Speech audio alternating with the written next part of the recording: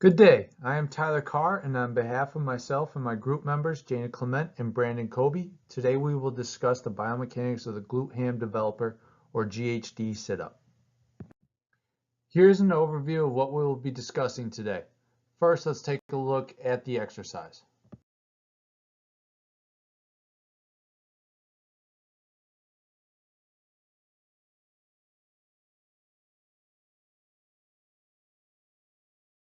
The GHD sit-up is a popular CrossFit exercise for training the core and developing power in the front of the hips. The exercise is performed on a glute ham machine, allowing you to lower your torso beyond parallel and allowing hyperextension of your spine. There are multiple joints that are in works when completing a GHD sit-up. Here you'll find a table of the joints, their start position, movement, and the muscles involved in their actions. This specific table is in relation to the movement from the down position to the up position and are listed in order of importance. Other than the knee joint, which acts isometrically, all joints have muscles that are acting concentrically. Additionally, all joints act in the sagittal plane about the lateral axis. You may notice that a majority of the joint positions begin in the extended position. The joints then move from the start or down position to finish in the up position due to flexion of the joint. Note the hip flexors and the abdominal muscles in the photos on the screen. Hopefully this gives a clearer picture of what muscles are being stressed during the GHD sit-up movement. During the GHD sit-up movement from the up to down position, the majority of actions come from the assistance of gravity.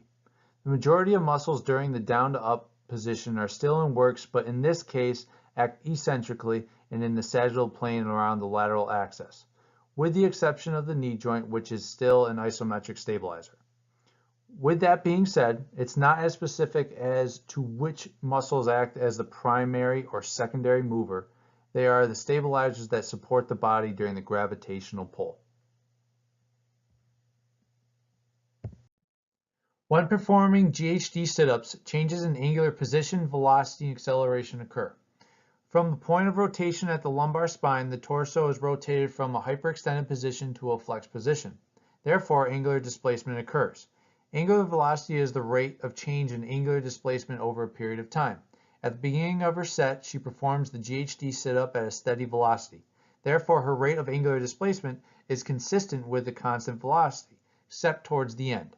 As her velocity decreases due to fatigue, her rate of change in angular displacement is increasing, meaning it takes her a longer time to complete the exercise. This brings up the next concept of angular acceleration. Angular acceleration is defined as the change in angular velocity over change in time.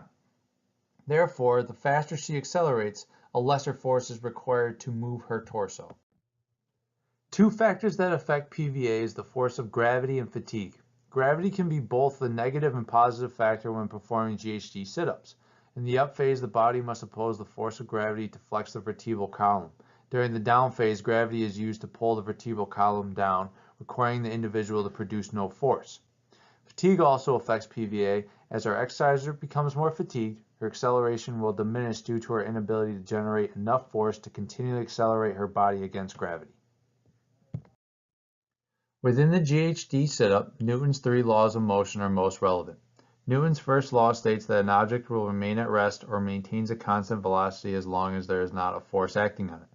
For the GHD sit-up to be completed, our subject must create enough force with her muscles to produce flexion of her torso. Secondly, once motion occurs, in order to change direction, Newton's second law can be observed. Newton's second law states that the force is equal to mass times acceleration. Acceleration can occur in positive or negative directions. In order for our subject to change direction, the acceleration direction that she creates or allows is altered while the force and mass remain constant.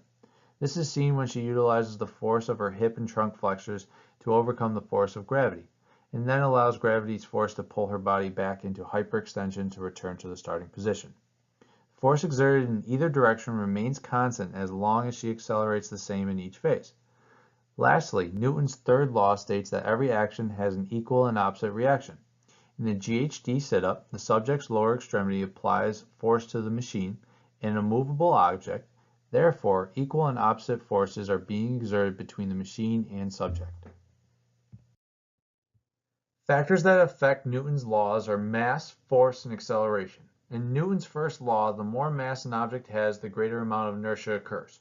Objects with more inertia require greater force to change its current state of motion.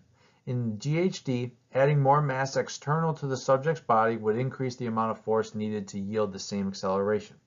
In Newton's second law, force and acceleration's relationship is crucial. The more an object is being accelerated, the less force is required to make the motion occur, and vice versa. This is important to consider because the subject's acceleration decreases due to fatigue, the more force is required to complete the exercise in a fatigue state. Common errors that affect PVA and Newton's laws of motions are not engaging all muscles needed for torso flexion. Muscles that flex the trunk should be activated to produce acceleration. Activating both trunk flexors and hip flexors are essential for GHD sit-ups. The hip flexors add both speed and acceleration to the movement, which in turn increases the force applied when flexing the torso. When hip flexors are not activated, less force is produced. To improve the performance of the GHD sit-ups, both trunk flexors and hip flexors, specifically the rectus femoris, should be activated to produce sufficient force to flex the torso. People who pull with their iliopsoas alone and not their rectus femoris often experience low back pain. Relief will come when integral components of hip flexors are used and not just the iliopsoas. Lastly, keep the torso fully erect and in a neutral position throughout the movement. Increasing the distance from the axis of rotation enhances the velocity in which the torso rotates. Also, maintaining a neutral spine, especially during the up phase, diminishes the amount of forces placed on the intervertebral discs. On behalf of Group 4, I, Tyler Carr, would like to thank you for your time and hope you enjoyed our presentation.